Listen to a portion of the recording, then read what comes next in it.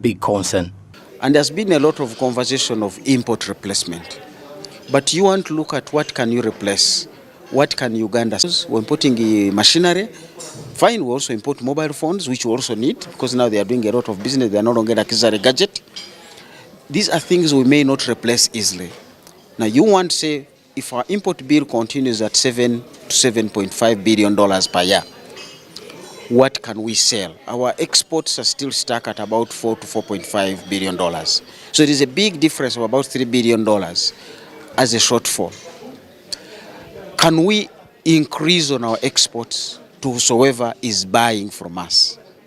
And a lot of our exports are still agricultural products and then some manufactured, light manufactured. But main thing is it's within the region. Most taxes in the region are not uniform, which is likely to increase the cost of conducting business. The only tax that has been standardized at a rate of 30% is the income tax, which was suggested in the budgets for Kenya, Uganda, Tanzania and Rwanda.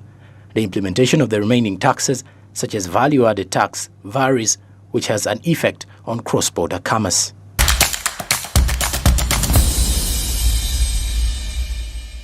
Looking at the banking sector, the banking industry has emphasized good governance policies and robust taxation of the continuity of family-owned businesses. Now they say that 15% of businesses globally are on a taxation plan.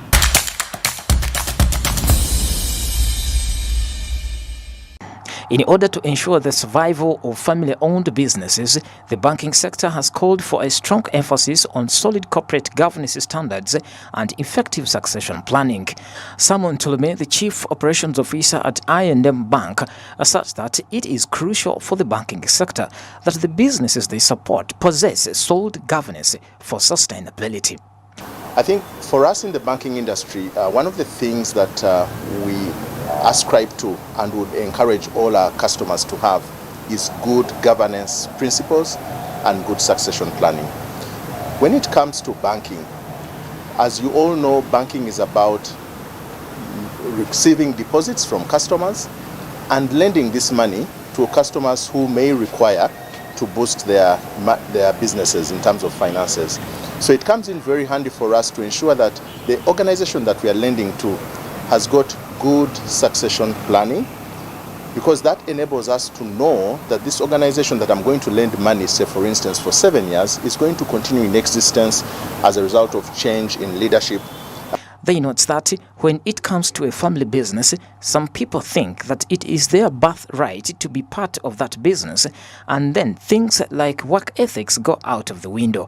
Bankers believe that this has impacted family business sustainability.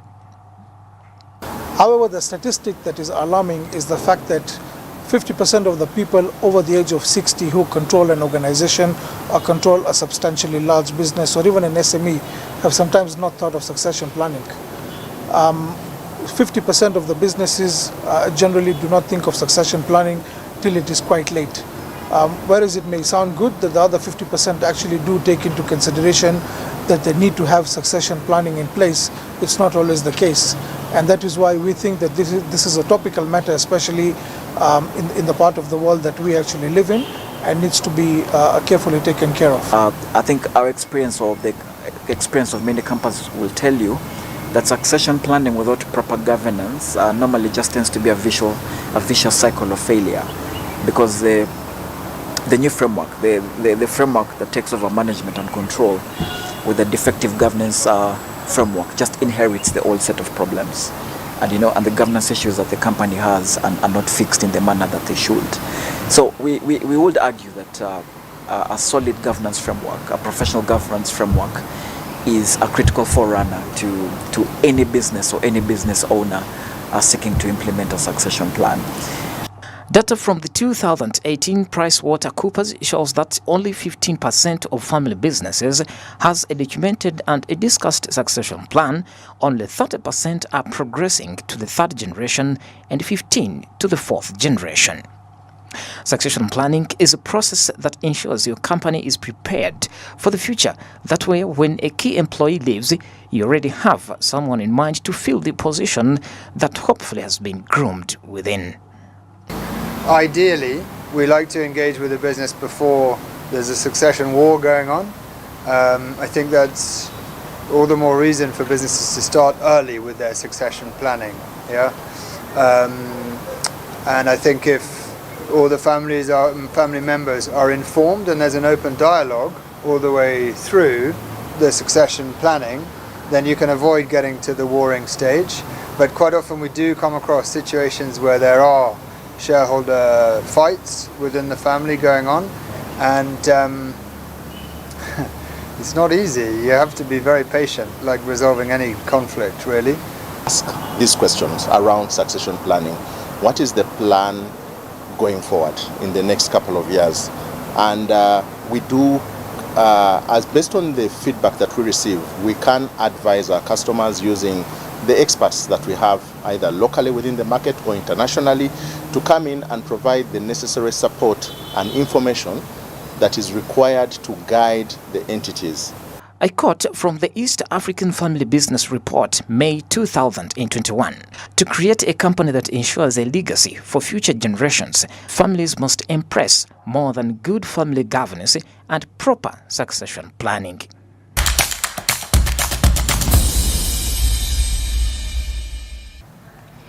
Well, now the Speaker of Parliament, Anita Mong, has vowed not to preside over Parliament in future if the Minister of Finance fails to provide funds for both interns and senior health medics. Now, this was after a joint group of medical professionals led by Ekwaru Obuke petitioned the Speaker over the failure of government to deploy and pay allowances for medical interns.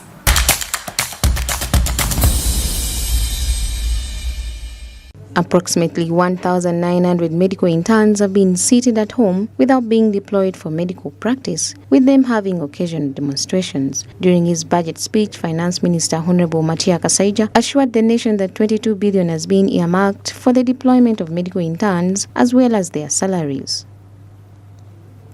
Government in the next few weeks resolves the plight of the medical interns and doctors designated as senior house officers in view of their important role in supporting the health care system. Government, we in the next few weeks resolve the plight of medical interns and doctors designated as senior house officers in view of their important role in supporting the healthcare system.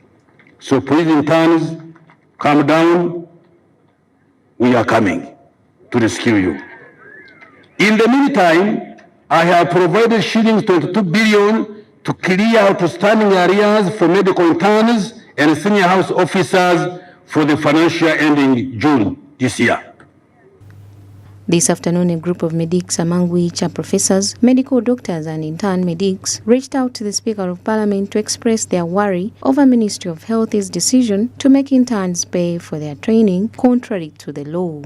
Speaker Mong emphasized that Parliament has already given conditions to both Minister of Finance and Minister of Health to pay and deploy all intern medics, and failure to do so, Parliament will take action of not sitting until all is implemented.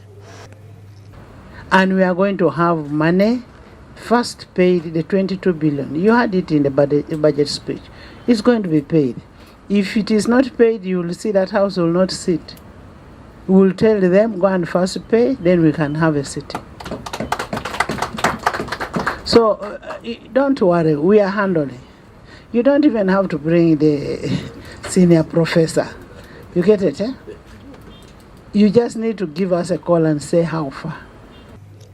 Meanwhile, the Speaker has also raised fears of unplanned pay of incoming medical interns in the coming financial year, as raised by Dr. Obuku, saying that government will consider supplementary when the time comes. Through you, of course, the Honourable House, because when we saw the appropriation, it was lacking. It had arrears, but it was lacking money for the incoming lot, about 60 billion. And then the senior house officers also, but also the issue of blood was also missing for the regional bank. The incoming lot will sort it out. That's why we always have supplementaries. we have supplementaries. If there is an incoming lot that we don't know how many are incoming, how much will be required, that is where we have an option of a 3% that government can spend. Even if it is not on the 3%, we can seek for a supplementary to have the incoming paid on what the people who have been recruited. First, we need to know how many are recruited and how much is required. That's why we have that gap, that option of a supplementary. The medical professors have cautioned government to start controlling the number of students getting into different institutions of learning if they do not have a budget for them when it comes to their medical practice. Individuals who are trained by public institutions, which we call government, and others who are trained in private institutions, which we call private, are not being trained for those institutions. They are being trained for the nation. Government has a role, and I think is performing, I'm concluding soon, performing its role through the arm of National Educational Council to control the numbers if there is an unrest in government about the budget being exceeded, not to allow every institution to start training without the arm of government approving and ensuring that they will kind of meet the needs of the nation and not do it in excess so that the government's financial section suffers the burden of an excess number of personnel having to be financed. There are about 1,900 medical interns who have been waiting for deployment in a period of 1 year and 4,000 medical students who have just completed their studies waiting for their medical training as well.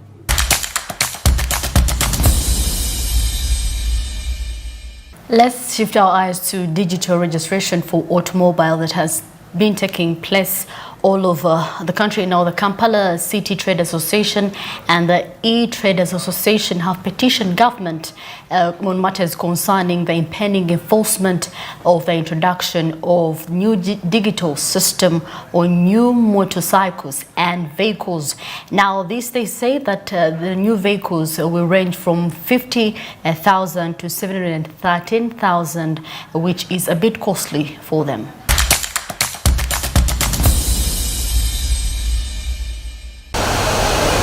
Following the implementation of the new digital system in the laws and regulations governing transportation and road safety, the Ministry of Works and Transportation has proposed strict requirements on new motorbikes and cars with tracking number plates, which will be expensive for the general public and traders. To prevent insecurity in the nation, the business community urges that there is need for a widespread sensitization and education about the new technology application that aims to follow people and identify their movement through the cameras. In a press conference with journalists, Attorney Mike Ontambi encouraged the Ministry of Works and Transport to take into account the impact assessment study based on regulatory best practices that had been carried out previously before the project's implementation. The money that the government is asking the Ugandans to pay is going to come from the Ugandans themselves. These are taxpayers who are going to have to pay 714,300 Ugandan shillings for a new number plate. Government is asking for that money from anyone who is purchasing a new car or anyone who is purchasing the registration plate for the very first time. Government is asking for that money from both drivers of cars and riders of motorcycles. This is unfair, a cost, most especially when you contrast it or when you compare it with the money that is going to be paid by people who currently have cars and are just bringing them back to replace that the number plate they have for a new number plate. Additionally, Marvin Ayebali published, the secretary from Associated Motor Dealers, appeals to government to subsidize the cost to enable traders to do business without more risks. This number plate is going to cost 713,400 shillings per number plate. Now, currently, today, if I'm to buy a number plate, it costs me 137,000 shillings. This is about 563,000 shillings difference. I mean, what is so special about this digital number plate? If for the second technology at first importation, you are charging me 713,000, and for the same technology, thereafter on a motorcycle, you're charging me 50,000 shillings. Does this mean that the cost of the product is actually 50,000 shillings? So we've asked for a breakdown of the 713,400 shillings, which we have not yet got. So we are appealing to government that the initiative is good, but subsidize the cost. Bring it within the reach of Ugandans. You cannot have a five-fold spike in just a financial year change, 1st July. According to Chairperson of Kampala City Traders Association, Thaddeus Nagenda requested government to reverse our policies and compare it with our neighboring country of Kenya and instead allow traders to do business. When we made comparison with our neighbors here in Kenya, you find that they are charging around 40,000 for border borders, and then for cars 80. The same system. So we think that maybe the supplier of the technology is not fair. Secondly, we have our comrades from Chiseka who are dealing in these gadgets like the tracking devices. So they're going to be out of business. We cannot compete with the government. So they need more time to make sure the current stock is sold out so that they can embrace the government one, and even they can go into partnership with the government. So we think that there are more engagements which are needed to make sure that the exercise becomes a success. And rushing it raises so many questions. Kampala City Traders Association petitioned the government for rushing with this new technology without having more engagements with sector players, which they say will affect the businessman in competing with the government.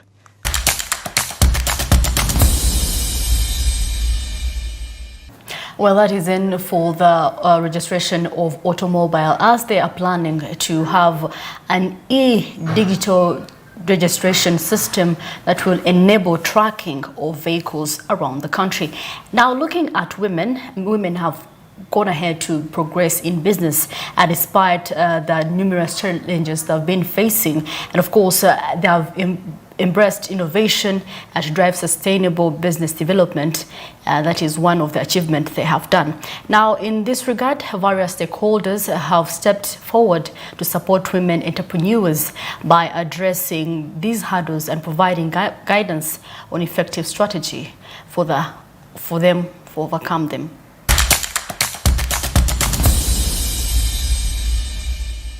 The informal sector remains a critical source of livelihood for women, households and the economy in Uganda. According to WOBO Statistics 2020, the sector contributes 54% of GDP and absorbs 87% of women workers. Limited access to finance, gender bias, limited market and cultural constraints are just a few of the obstacles encountered by women entrepreneurs when it comes to establishing and growing their businesses. There are so many things this woman is catering for the family. There is also issues around the market where she's operating. There are issues of access to finance that are affecting this woman. There are issues to do with policy that are affecting the environment where she's operating. So how do we pull together all of us, the stakeholders who are here? How do we get these women to have a safe environment where they are working? A market woman would need. But the people that are mainly the backbones of our societies, the people that are responsible for the economic growth of this country, really at the bottom level, are the women you see in this room, the women who are in the informal sector. Many of them have not been to school. Many of them don't have proper education. They don't have access to productive assets like land. You know, our land rights in Uganda, or what our culture says, you know, inheritance rights go to the men. Well, these barriers have not deterred them. Instead, they have fueled their determination to create sustainable solutions and carve a niche for themselves in market. With different stakeholder engagements, Uganda's economy will thrive on spirit and determination of its own women entrepreneurs. We are doing a study on gender and climate change, vulnerability hotspot mapping for children support in Uganda. That means that we know that women are having issues where they're doing, especially in markets. But we are looking at 3 sectors: agriculture, water, and energy. Who are the most vulnerable in these sectors that women are more, or where women are many? So we're doing a study, we're covering the entire country, and we think that by December we'll have a report that will inform the government on who are the most vulnerable. For example, if you look at women, which district has been less funded, which district has been highly funded? If we can equip these women with education, with training, give them access to capital, access to productive assets, equip them to speak for themselves, stand for themselves, I think all those skills would go a long way in helping us uplift the women. According to the National Trade Policy through Ministry of Trade, women are encouraged to trade out of poverty into wealth and prosperity, represented by growing numbers of women-owned businesses. And when it comes to sustainability, I think the number of women have really remained in the market for quite long than men, who have a number of issues and other things also to look at. Now, as Minister of Trade, we have developed a number of policies which includes the Buy Uganda, Build Uganda, which purely encourage the consumption of what is produced locally. And that is a very, very good policy opportunity for our women, for our young people, for our young entrepreneurs who are here and who are yet to start businesses. Recognizing immense potential of women-led businesses, various organizations, both governmental and non-governmental, are working tirelessly to create an enabling environment. By fostering innovation and providing comprehensive support, such as revolutionizing agriculture and technology, these efforts are propelling Uganda's economy towards a more inclusive and sustainable future.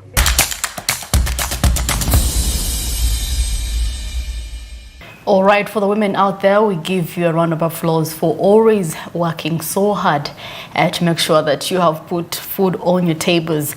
Now, Business Edition goes for a break. We shall be right back.